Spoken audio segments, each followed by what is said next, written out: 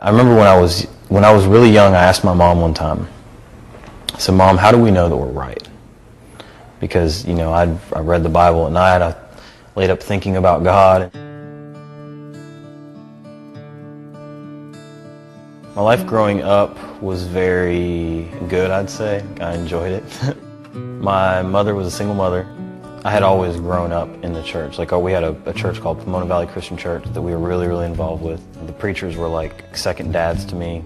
My mom was involved in the music in the church. All my friends came from my church background.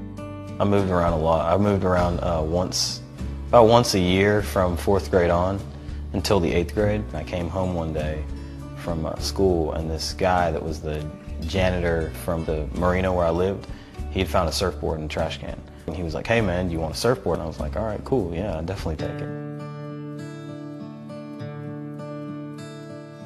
When I was 19 years old, I was sitting in my house up late talking to a friend, and he had just become Muslim. And so I asked him, "What is Islam? Like, I've heard all these things."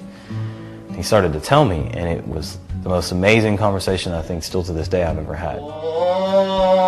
Something inside of me made me feel good, and it was like a light, I felt like. And it was like I was being told the truth.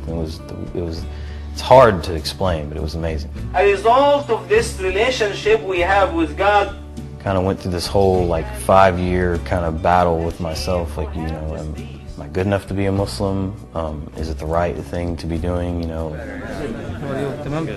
I started going to the Islamic Center in Murfreesboro, and we were just having a conversation, and I was telling him, you know, that I believe this, that I truly believe that Muhammad was the messenger of God.